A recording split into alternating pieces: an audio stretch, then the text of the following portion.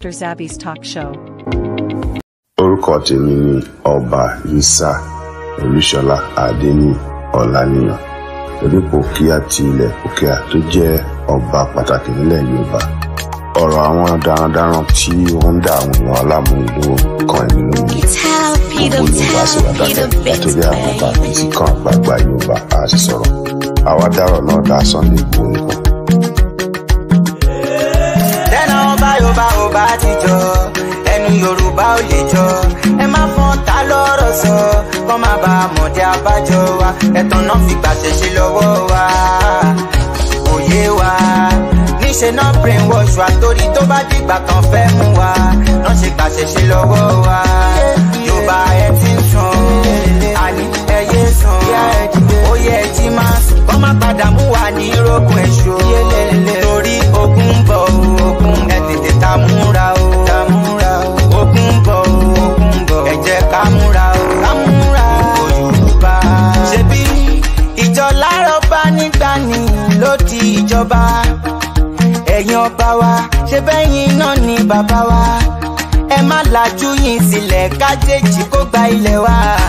Kàn yé pa àwọn èèyàn wa lójú yín. Ẹ jẹ́ kó bá padà sáyé ọba, káṣe kan lè padà sẹ́nu ọba. Olóṣèlú gbọ́dọ̀ máa gbàṣẹ ọba, ṣèbí yẹn gangan náà pè ní ìjọba. Ó ti pẹ́ tí Yorùbá ti fẹnu ṣe, ó yẹ kúrò lóko eré.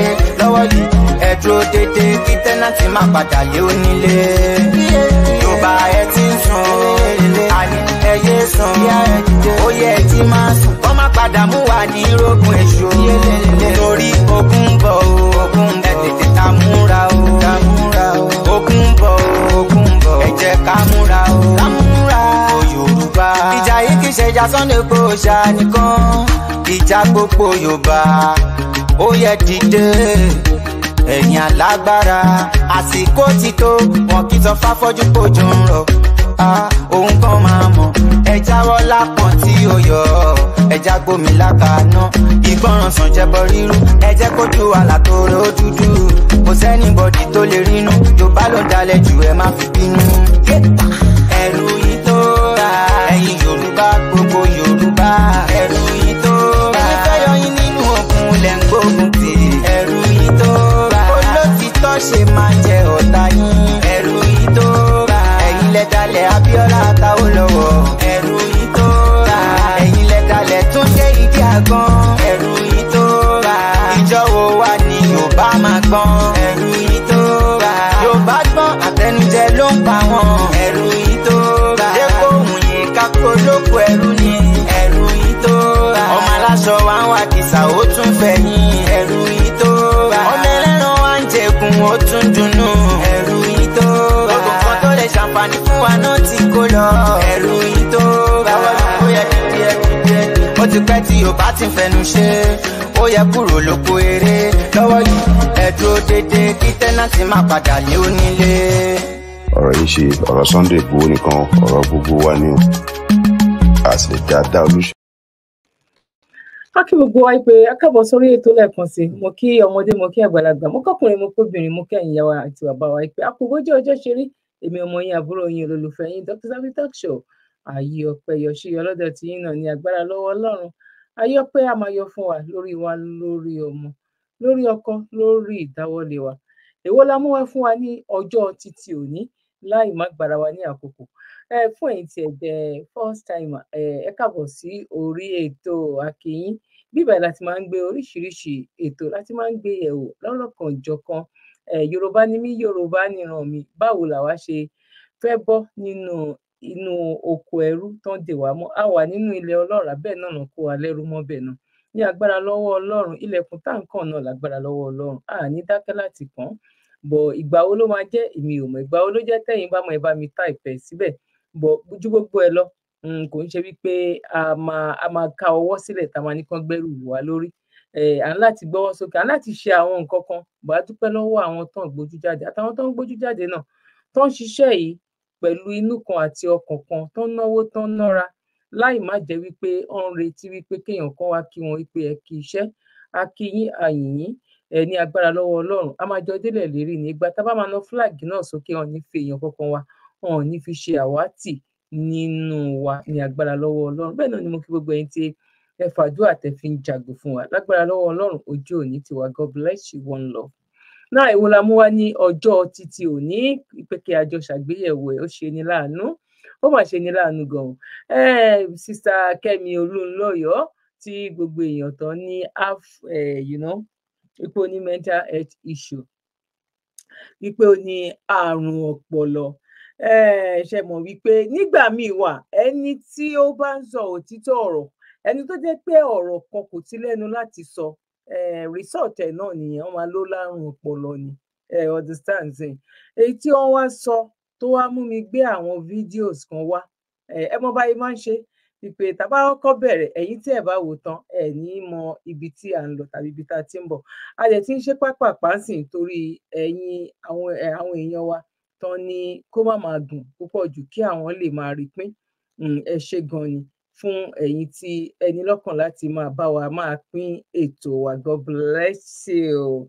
Now ẹ jẹ́ ká lọ gbọ́ nǹkan tí Sister Kẹ́mi Olúnlọ́yọ̀ tó sọ wípé Abarapa, ṣé ìgbà tó máa pé Abarapa ni. Ká wá gbọ́ nǹkan tó jáde lẹ́nu Abarapa. A ní àwọn ẹ̀rí tó pọ̀ o tá a fẹ́ gbé jáde o láti fi kún fídíò yìí o. Now ẹ jẹ́ ká lọ síbẹ̀. Let's go there. And he has some kind of... Dr. Kemi Olunloyo, February 3rd, 2024. Niger violence continues. Now I have the CBN, the Central Bank of Nigeria. The Central Bank of Nigeria I've always spoken about since 2012, but I've been mostly ignored and branded a mad woman. So now that your eyes are open, you've seen what Emefiele is going through. Emefiele worked in the CBN close to 8 years. Buhari put him there. And he had some kind of agreement with Buhari on what to do and what not to do. This time last year, February of 2023, was a mayhem. It was a mayhem where we had no currency in circulation. The blue money, nothing was in circulation. Nigerians went to banks and they slammed banks, burned them, threw stones, name it. People couldn't access their money. I went to the bank and took 200,000 in blue money. So I was fine during that time, but it was a nightmare. They did this so that what? People don't get bribes or paid during election. At the end of the day, you can see what's going on with Emefiele and the special panel or the special investigator. I've always said that the Central Bank of Nigeria was hacked into a lot of times by the Hausa Yahoo boys. There are a bunch of cartels in northern Nigeria, the Hausa boys. They hack into the CBN and remove a ton of money, all in dollars. When they get the money, they sell the money in Abuja, and they call it Bureau de Change. None of you have ever wondered what the media was doing. Has the Nigerian media investigated why Hausa boys are the only ones that sell money in Nigeria? No, they haven't. This is where the media destroyed Nigeria. A lot of things like this are happening, and you have no idea. Yeah. Have you ever seen another tribe selling money? It's always the Hausa boys. But when we discovered, and I say we, because it's a team of independent investigative journalists who don't relate to the mainstream media because they're not even allowed to report any such things.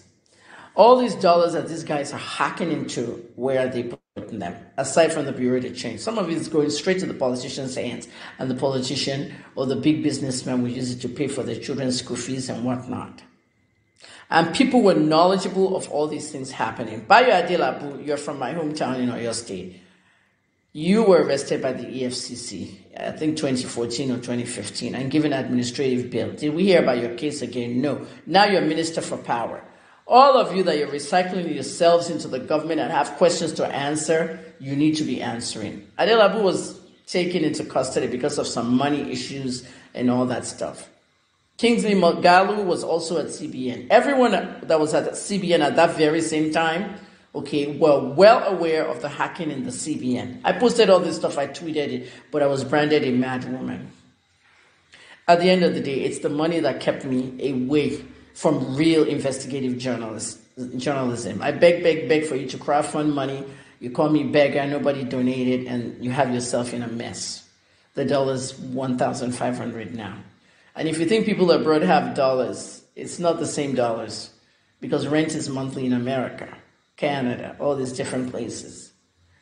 So at the end of the day, there were many people that were aware of the hacking at the CBN, including Emefiele. Now look at Emefiele.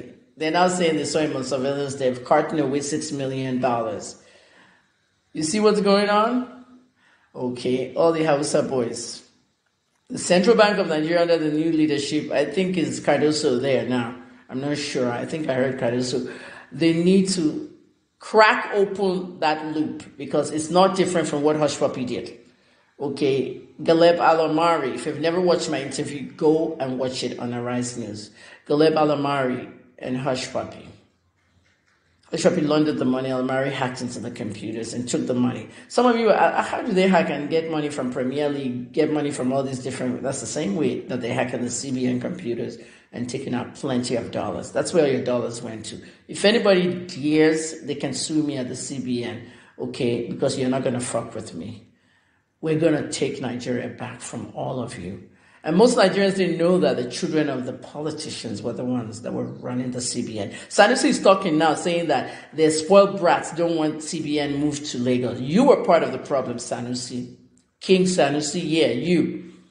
Sanusi was once the governor of the CBN when he knew all these politicians' children and all these high-ranking Nigerians' children were working at the CBN. That's why none of you could get a job at the CBN. That's why none of you can work in this high government, banking areas, because it was reserved for the children of politicians. And I heard Sanusi like, oh, the spoiled brats don't want to move to Lagos. You know about the spoiled brats, right? Crack down the syndicate. Oh, I'm gonna break it down. Àwọn ọ̀rọ̀ tí Sister Kẹ́mi Olúnlọ́yọ̀, Dr. Kẹ́mi Olúnlọ́yọ̀, nǹkan tí wọ́n sọ̀rọ̀ lé lórí. A máa gbé àwọn ẹ̀rí tó pọ̀ wá. Ìyẹn la máa fi mọ̀ wípé àwa ọ̀rọ̀ a máa ẹlọ́gbọ́n gbàdúrà ní kọ́nà kọ̀. Ọ̀rọ̀ kí gbogbo wa máa sọ wípé àwòtọ́ ni o, àdúpẹ́ lọ́dọ̀ Ọlọ́run o. Yorùbá nation kó wá sí ìmúṣẹ ni o. Gbogbo wa láti jọ fojú rí báyìí. Ọmọ wa ló kàn, ọmọ wa kì í ṣèdí bẹ̀bẹ̀rẹ̀, kán gbélẹ̀ tẹ̀sí di ọmọ ẹlòmíì. Ọ̀pọ̀lọpọ̀ àwọn èèyàn lọ bọ́ síta tó ń ṣépè ńgbà yẹn torí wípé nǹkan tárí ẹ̀ rí, nǹkan tí atúwájọ rí àwọn nǹkan kan náà, bọ́ ẹ bìlíìfù wípé àyàfi tí irú àwọn thinking yẹn, àwọn nǹkan kan wà tó jẹ́ pé a máa ń ìrònú yẹn tá bá bẹ̀rẹ̀ sí ní delete ẹ̀ kúrò nínú brain wa. Àwọn thinkings kan wà tó jẹ́ wípé kò work mọ́ níbi tá a dé yìí. Kíta ní ọmọ olúbo ní Prime Minister UK tá wà nínú ẹ̀, ọmọ olúbo ní Prime Minister UK. Ọmọ ìlúbo ní. Ó ti ń ṣẹlẹ̀ bẹ́ẹ̀ káàkiri. Why tí òun sọ wípé láíláí àní ọmọ wa ní sẹ́ẹ̀, ọmọ wa ní òun ní kẹ́ gbé síbẹ̀. Bọ́ a mọ̀ wípé àwọn generation kan wà tó jẹ́ wípé wọ́n ti ń push wọn lọ díẹ̀díẹ̀. Àwọn generation tó ń bọ̀ yìí, thinking yẹn ti yàtọ̀ jù. Bí ìgbà tó jẹ́ pé àjọ wá látọ̀run kan náà ni. Bí ìgbà tó jẹ́ pé ọ̀run ọ̀tọ̀ọ̀tọ̀ ni. Ìyá 80 years, wá mú ìyá 80 years, bàbá 80 years bí 80% sílẹ̀. Ìṣòro tó máa fi sọ̀rọ̀, ìṣòro tó fi ronú, ìṣòro tó fi á mọ̀ wípé àwọn náà gbégbèsè ayé wọn nígbà títí wọn. Bọ̀ nísìnyí, ó yàtọ̀ sígbà yẹn. Ó dàbí ká fi nǹkan tó wà nínú àwọn ìwé kan ká fi máa lo ìgbésí ayé wa. Àìmọye àwọn èèyàn tó ń ṣì lọ́nà. Ẹbí prophet mi kan bó ṣe lólé ayé ẹ̀ lélẹ̀, ẹbí prophet mi kan bó ṣe lólé ayé ẹ̀ lélẹ̀. Ayé tá a wà lọ́wọ́lọ́wọ́ yìí ò rí bẹ́ẹ̀ mọ́. Way of life òun ló kù báyìí. Way of life òun ló kù because àwọn òwe tó ní ká máa follow yẹn. Àwọn èèyàn kan lọ́jọ́ kan lọ́kọ́. Bọ́n ṣe kọ́ ti Yorùbá náà tán translate ti Yorùbá sí English tó a dẹ̀ rí error tó wà ńbẹ̀. Àwọn errors tó wà nínú ẹ̀ tó fi kó bá wa.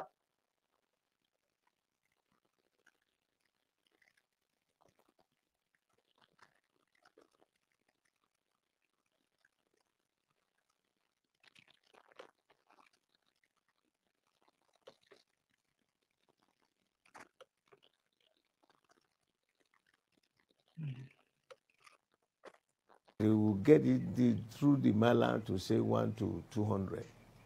Through the mala to say 1 to 200.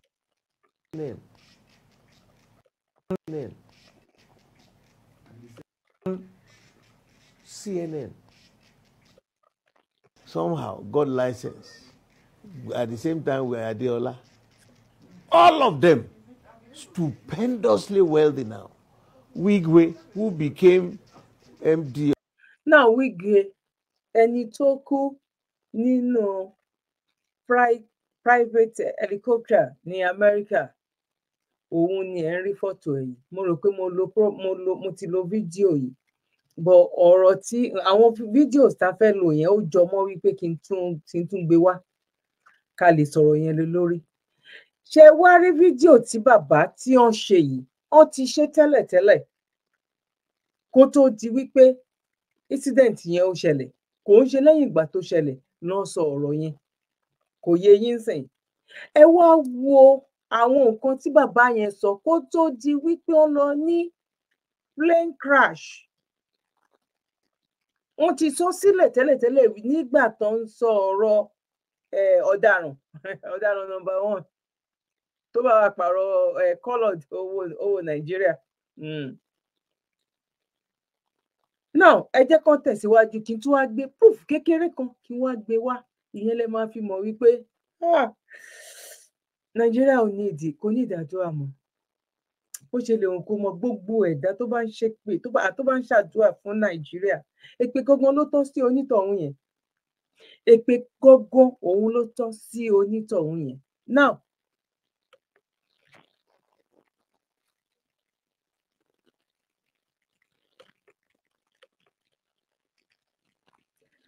of Access Bank.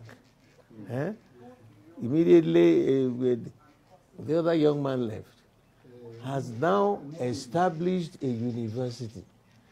He has the temerity to be advertising that university on CNN. Wigwe University. That's personally established by him. Where is the money? Where is his factory? Access Bank. Ẹni tí ìyàwó ẹ̀ kú, ọmọ ẹ̀ kú, òun náà kú o, àfihàn wọn o àti ọ̀rẹ́ o. Kò yé yín sìn, kẹ́ rò wípé bóyá àdúà tàbí èpè, àdúà ò gbà, èpè. Mo ń bọ̀ ara ń ká mi ni. Kẹ́ wò, it's not pé bóyá everybody ló máa kú. Ẹni tó bá ti kú, ẹ má sọ̀rọ̀ ẹ o, ẹ jẹ́ k'Ọlọ́run dájẹ́. Oh my God, are you kidding me? Ẹni tó kú kó má sọ̀rọ̀ ẹ̀. Tó bá ṣe dáadáa, ó máa sọ. Tó bá ṣaburú, ó máa sọ.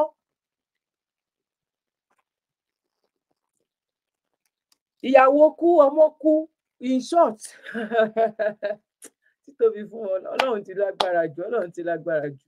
Orí àwọn èèyàn tó ń kórí àwọn èèyàn tó ń fi àjọ, orí àwọn èèyàn tó ń dà láàmú, orí àwọn èèyàn tó ń gba ẹkún lójú ẹ̀, orí àwọn èèyàn tó ń pa ní àìpé ọjọ́ tí ò tí ì tó time tó yẹ kán kúrò láyé, orí wọn kò sún. Tí gbogbo wọn bá jẹ́ mílíọ̀nù, kò wá jẹ́ gbogbo wọn ló máa sùn by one way or the other, by one way or the other. Ó máa ṣẹlẹ̀, ó máa ṣẹlẹ̀ sí wọn. Ó lè máa jẹ́ gbogbo wọn bọ́, ó máa fara gbá ọ̀tá yẹn torí wípé kí ni ìnira yẹn ó ti pọ̀ jù. What is the practice? They release dollars to them on monthly basis. They use the dollars. If it's at 1 to 100, they will get it through the mailer to say 1 to 200. You see that profit. What do they do with it? Who are the commercial people that really need it and get it? Most people get back to the mala to buy. No, you hardly will get from the bank. Unless you are... Ọjọ́ ń di papọ̀ ni àwọn àtàwọn mọ́làm. Ọjọ́ ń di papọ̀ ni àwọn mọ́làm ní àwọn tó fẹ́ lọ direct. Àwọn gbé jáde ní business náà fi wá ṣe. Aláwọn lọ sọ pé àwọn ní Nàìjíríà. Ọ̀gbun ọ̀run. Ẹ gbà wá kúrò nínú Nàìjíríà. Gbogbo ọ̀nà tí Nàìjíríà lè fi dàrú, tí Yorùbá nation tó máa fi dìde, Ọlọ́run bá wa fọwọ́ sísẹ̀. Àní kí Nàìjíríà wọlẹ̀, kí oníkálukú kó lọ nílò ẹ̀. Mi ò fẹ́ kí fídíò ipò ni, màá gbé fídíò yẹn wá next. Kẹ wá wo nǹkan tó ń ṣẹlẹ̀ ní African country. Kò lè rí bẹ́ẹ̀ ní Nàìjíríà, èpè kọ̀ọ̀kan tí ẹ̀ ní rí bẹ́ẹ̀ ni kò lè rí bẹ́ẹ̀. Kò lè rí bẹ́ẹ̀, reason tí ò fi lè rí bẹ́ẹ̀ ni wípé àyàfi tóníkálukú wa ta bá pín, tóníkálukú ti pín báyìí, tí Yorùbá ti jẹ́ Yorùbá Odùduwà nation tí Biafra náà ti lọ irú nǹkan tá à ń sọ yìí èèyàn kan ní giant of Africa giant of what? Excuse me, giant of what? Ìṣòro of Africa òun ni Nàìjíríà jẹ́ àwọn òlú tó ń dìde àwọn òlú táwọn máa fi rí 2-3 years nísìn ọmọ Nàìjíríà ò ní bọ́dà láti wá sí Europe mọ́ láti lọ sí America láti lọ sí Asia country mọ́ no ibo ló máa lọ ẹ bá mi fi sínú comment section bẹ́ẹ̀ tó máa ti lọ máa gba alábàárù ni o ẹ bá mi fi sínú comment section ẹ̀yin yá mi bàbá mi tẹ́ ẹ bá ti ṣe ẹ sáré bá wa share ètò ẹ bá wa like ẹ bá wa fi comment sílẹ̀ God bless you ẹni tó wá jẹ́ nípa àkọ́kọ́ akínyìn ìpè káàbọ̀ sórí ètò Yorùbá ni mí Yorùbá ni ìran mi.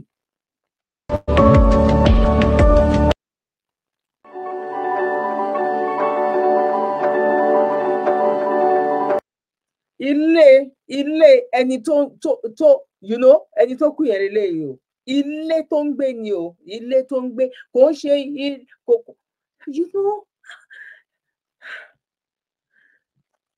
àwa dúdú torí Ọlọ́run dúdú ilé tó ń gbé tó wà tí fámìlì ẹ̀ tó ń gbé kò mọ ti school tí bàbá yẹn sọ wípé CNN ló gbé lọ fún o ẹ̀yin tẹ́ bá ti rí fídíò school yẹn ká má exaggerate ó tó ìdajì irọ́ ká má lò tó ìdajì ó tó bóyá bí ìlìṣàn ó tó èho ìlìṣàn ó tó èho ìṣọ̀tí éka tó máa rà níbẹ̀ yẹn tó fi ṣe school yẹn kò lè less than 60 acres it's not exaggerate kò lè less than 60 acres owó kíni kí ló ń ṣe èlò ló ń gbà kò sẹ́ni tó máa mójútó gbogbo ẹ̀ náà kọ́ ni president gbogbo ẹ̀ náà kọ́ ni governor àwa ara wa gan tọ́jọ́ wà nínú ọ́fíìsì tó jẹ́ pé wọ́n máa but àwa ara wa náà ti mọ̀ pé ikú ló máa gbẹ̀yìn àwọn náà táwọn bá sọ ikú ló máa gbẹ̀yìn àwọn táwọn bá sọ ẹ mọyẹ tó ti fi kú ó dùn láti sọ but àwọn tó wà ń bẹ̀ yẹn gan ó wù àwọn náà láti sọ but condition táwọn náà bára wọn òun ló fa.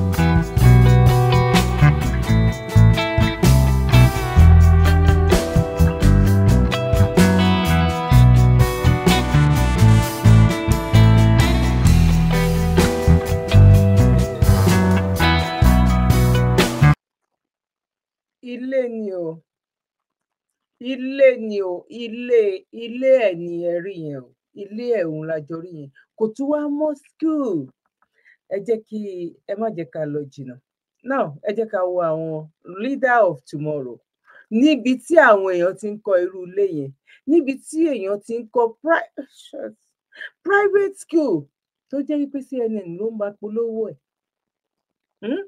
tó ń sọ wípé àwọn ọmọ ò ní lọ máa kà because àwọn ọmọ governors ẹgbẹ́ ẹ̀ náà lọ́mọ máa fi síbẹ̀ owó tó yẹ kí wọ́n lọ.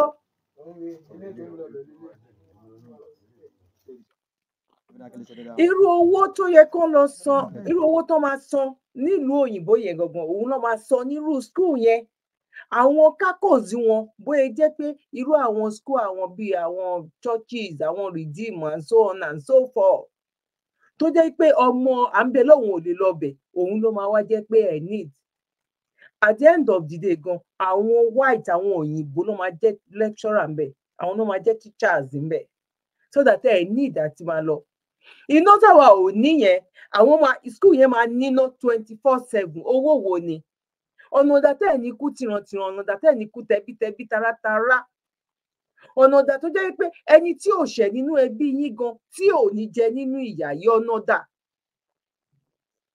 ẹ wo àwọn youth of tomorrow youth àwọn leader of tomorrow àwọn youth of tomorrow leader of tomorrow àwọn lélẹ́yìí o àwọn lélẹ́yìí.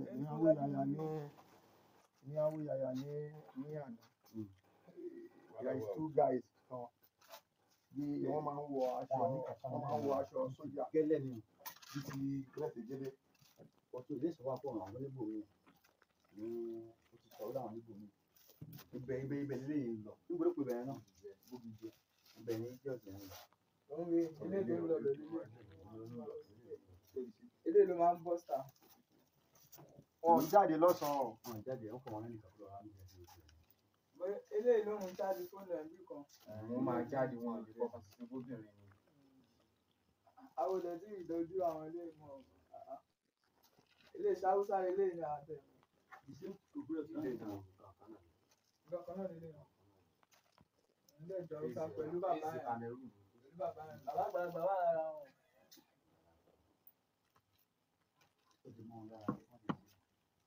àtijọ́ yẹn àwọn arúgbó tó wà ní ìtijọ́ yẹn.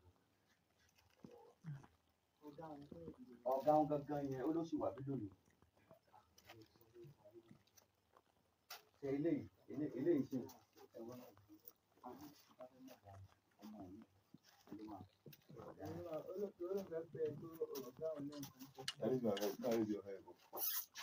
Hello. Raise your head up. Come out your hand. Yeah, everybody. Don't put your hand. Yeah, put your hand down. Hey. Put your hand down. ṣe láwọn leader of tomorrow ṣe gbọ́ ìpọ́n ní wọn kì í jáde lọ́sàn-án alẹ́ náà máa ń jáde kí ló ń ṣe lálẹ́ àwọn ọmọ 16 years ọmọ 14 years ẹ wo ibi tán create àti inú ilé wọn tán ń gbé wọn lọ ṣe ibì kan tán ṣe bí inú ilé tó jẹ́ pé bẹ́ẹ̀ náà ń gbé ẹ wo àwọn boys ẹ wo àwọn girls tó wà ńbẹ̀ mi rò pọ́n ju bí 6 or 5 lọ ẹ wo àwọn boys tó kún bẹ́ẹ̀ wọn náà kì í jáde lọ́sàn-án iṣẹ́ wo ló ń ṣe àwọn youth of tomorrow àwọn leader of tomorrow tàbí ṣé mọ́ ẹ máa jẹ́ leader of tomorrow lélẹ̀ àwa lajú sílẹ̀ àwọn kan wá sọ pé Nàìjíríà máa dá àwọn kan wá sọ wípé ọmọ ẹ ti gbé fọmọ yín náà rẹ dìná wọn tún wá ní ká má complain Buhari ti bàjẹ́ tẹ́lẹ̀tẹ́lẹ̀ ìgbà tí Buhari bàjẹ́ ṣé gbogbo ayé ò mọ̀ pé Buhari bàjẹ́ bó níbi tí Buhari ṣe dé kò ní Buhari bàjẹ́ ó níbi tó bá dé lòun máa ti gbé as at this moment ó yẹ kí Buhari ó yẹ kán gba béèlẹ̀ bóyá tó bá ti lọ sílé ẹjọ́ bí ẹ̀ẹ̀mejì ẹ̀ẹ̀mẹ́ta kó wá bóyá ọmọ wa gba béèlẹ̀ bọ́n ṣe bẹ́ẹ̀ wọ́n tún bá lọ celebrate ìwé tó kọ ni wọ́n tún bá lọ launch ìwé tó kọ ni ìyẹn lẹ máa fi mọ̀ wípé ibi báyìí la máa wà sẹ́ẹ̀ Yorùbá nation máa ná flag wa sókè Biafra ó máa lọ Nàìjíríà ó máa wọlé ni àwọn leader of tomorrow òun lélẹ̀.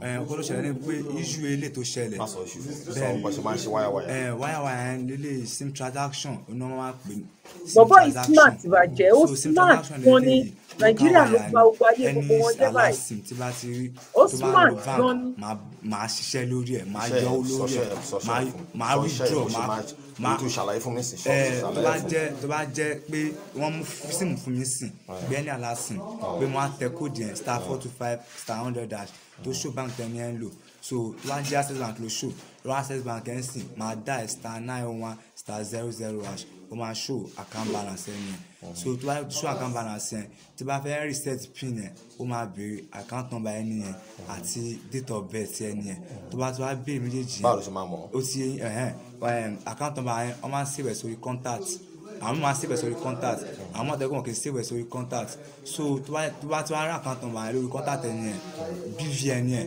wọ́n á fi wá gbé details ẹ̀ jáde báwo ló ṣe máa gbé jáde *565*0# so tó bá gbé jáde báyẹn màá register tó bá register bank ẹ̀ nìyẹn màá ṣe transfer.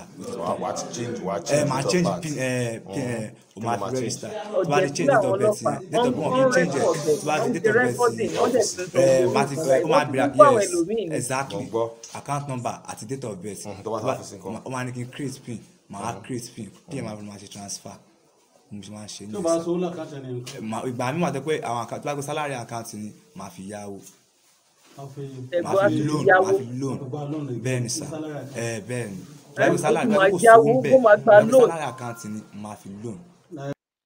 ẹ gbọ́ ó máa fi àkáǹtì alákáǹtì ó máa fi gba loan ṣé ẹ rí pé wicked ẹ rí pé ìran dúdú bá ṣe sọ pé àdá tó bẹ́ẹ̀ náà àti wípé àwa náà kọ́ àwọn olórí wa àwọn ló sọ wá di bẹ́ẹ̀ ṣáwa nìkan la wà láfíríkà ni ó ṣe jẹ́ tiwa gangan àwa dẹ̀ la gbàdúrà ó ṣe wá jẹ́ òun gangan ló worst báyìí ọlọ́run ò ṣe mistake láti dá wa àwọn olórí gangan àwọn ló jẹ́ níbi àwọn ló jẹ́ ní ìbàjẹ́ àwọn ló jẹ́ ẹni tó jẹ́ wípé ó ń rí ọlọ́run bí ìgbà tó jẹ́ pé ọlọ́run gan exist because tọ́lọ́run bá exist ni ó ti yẹ kí bẹ̀rẹ̀ ọlọ́run kó máa wà nínú ọkàn wọn nínú nǹkan tó ń ṣe níwọ̀nba díẹ̀ ẹ wo bọ̀bọ̀ yìí bó ṣe smart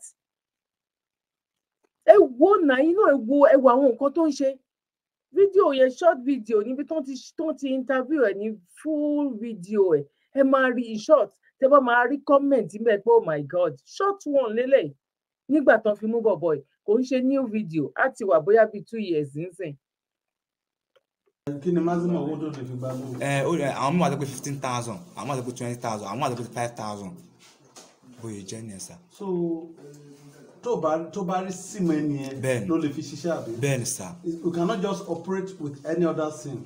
except sim tó bá ń gbà láti bẹ́ẹ̀ni. ok so tẹ́ni ọba ti ń gbà láti o lè wọlé sí àkáǹtì ẹni yẹn. bẹ́ẹ̀ni. no matter bí kiri kóòdù ẹ ṣe le tó. màá ṣe mo ti ṣe gan nígbà wọn rí mo ti ṣe wọn rí. o ti demonstrate. bẹ́ẹ̀ni. so bí n bá fẹ́ ní fóònù mo fi ń gbà láti báyìí o lè transfer. bẹ́ẹ̀ni mo lè bẹ́ẹ̀ni. ibo ló wọ́n máa transfer owó yẹn sí. máa ṣe account no traces account sa. máa ṣe no traces account. no trace account. no traces account azar. bẹ́ẹ̀ni sa. ra account wo ni no trace account. máa lo BVN nísìnyí ká ní pé lè ní BVN sìn kọ́ pé àmọ́ra rí tó bí a ti fún mi sim kan tẹ́lẹ̀ so sim ẹni ẹ̀ sìn tí bá ti wo sim ẹni bá ti rí BVN bẹ́ẹ̀ so BVN ẹni ẹ̀ máa fi ṣí àkáǹtì mi tí bá ṣe ẹ̀rọ pé tí bá ti push owó yẹn síbẹ̀ tí bá trace àkáǹtì ẹ̀ mọ̀ pé èmi àti ẹ̀rọ pé bẹ́ẹ̀ ni báńkì máa wá lọ bóyá jẹ́ ní ẹ̀sà no trace account kò wọ́n pé wọ́n èmi kò ṣe BVN tèmi lèmi lò. details ti tiẹ̀. details ti lé BVN ṣe ilé tí mo ṣe yìí mo ti ṣàlàyé fún wọn pé account number bẹ́ẹ̀ ni sà. náà tó bá lo sim ẹ̀ kò lè má jẹ́ sim ẹ̀ gan kíkan rí BVN. o kàn rí BVN so rárá BVN star BVN máa fi register account tó bá ti rẹ́ fi. ọwọ́ gbé details sórí títí ẹ̀. BVN náà ni BVN mo lè ṣe é sí kẹ́yìn gan rí. o lè pàtí mo lè ṣe é sí kẹ́yìn rí. any sim at all. ọmọ nǹkan tó ń sọ àwọn tó kó ẹ wà ń bẹ àwọn boys àwọn set ẹ tó kó ẹ wà ń bẹ wọn gé ibi báyìí ni tẹ bá wo ibi tó ti ń ṣe interview fún wọn wọn parade wọn ni ẹ máa rí wọn bẹ̀ wípé àwọn boys yẹn tó bíi 10 or 8 tún nínú interview yẹn àwọn boys tó jẹ́ pé 19, 18, 20, 21 something like that òun ni wọ́n àwọn leader of tomorrow tó ń sọ nìyẹn níbi tí àwọn kan tó ti ń fi odindi ìlú táwọn fi ń kọ́ personal house tó ti ń fi ìlú bíi méjì tó fi ń kọ́ private school ìbò lẹ ti rí owó èló lẹ ń gbà èló ní sálárì yín ní kúre o èpè ló kàn bá ní kúre sẹ́ẹ̀ ẹlẹ́dàá àwọn obìnrin máa dá fún yín ẹlẹ́dàá àwọn tẹ́ ń fìyà jẹ máa dá ẹlẹ́dàá àwọn tó ti kú máa dá ẹlẹ́dàá àwọn tó wà láyé máa dá ẹ jẹ́ ká lọ wo fídíò so that ẹ lè bá mi fi èpè ràn wọ́n lọ́wọ́ ó ti tó àkókò sẹ́ẹ̀ alámagbóhùn sókè tá a máa la ohun tó jẹ́ pé nǹkan tó bá gbà òun la máa fún lọ́wọ́ yìí. ẹ ti kú o ó ní jẹ́rìí lọ.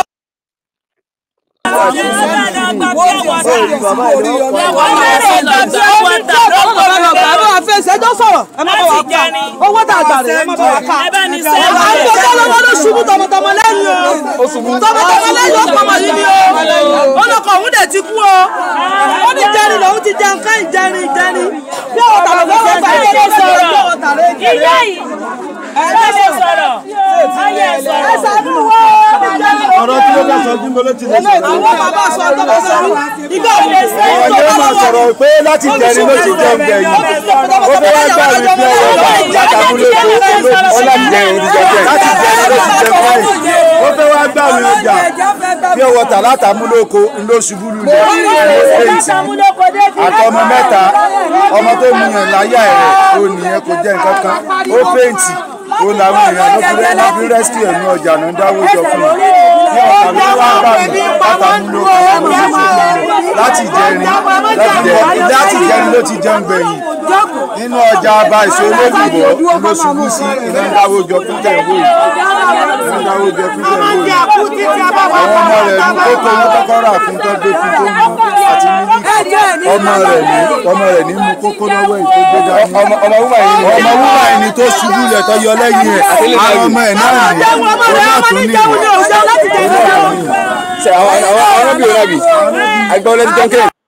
Ẹ máa wo ọmọ kékeré yẹn bó ṣe ń rọ̀ ṣìgárì yẹn láti jẹ ẹ wá máa gbọ́rọ̀ lẹ́nu ọmọ tó fẹ́ sọ̀rọ̀ yìí ẹ wo ọmọ kékeré yẹn bó ṣe ń rọ̀ ṣìgárì yẹn láti mu níbi tí àwọn kan wà tẹ́ lọ fi odindi ilẹ̀ ìlú tẹ́yìn lọ ra ilẹ̀ bíi 30 acres 60 acres tẹ́yìn fi kọ́ ilé tẹ́yìn àtẹbí yín máa gbé ẹ ṣẹ̀ṣẹ̀ bẹ̀rẹ̀ ní sẹ́ẹ̀ ẹ ṣe bẹ̀rẹ̀ ní. Ẹni wọ́n yé o. Àti jẹ́kẹ́ sọ sókè ká sọ. Àjọpọ̀ wọn sọ̀rọ̀. Mọ̀sùkú. Àgbẹ̀rẹ̀ ti jẹ́kẹ́. Ẹni tá lọ tó mi. Tá lè rówó ìjà.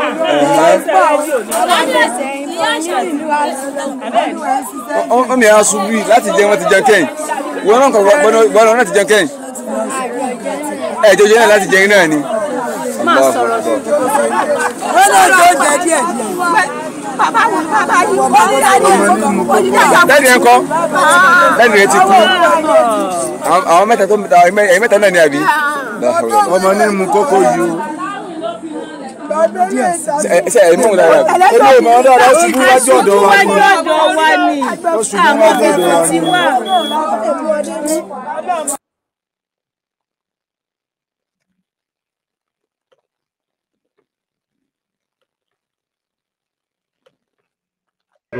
iya kallo taliya ce àwọn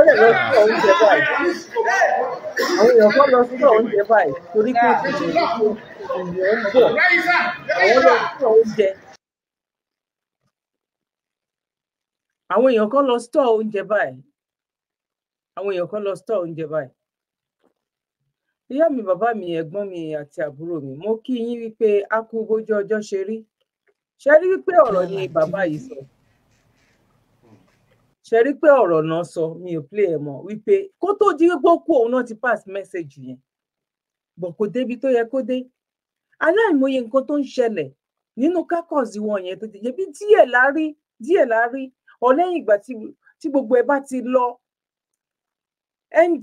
end of the film òun làwọn ẹ̀ṣẹ̀ la máa ń rí díẹ̀ láti lè gbé síta ń bẹ̀ wọ́n ti sọ̀rọ̀ yìí ti pẹ́ náà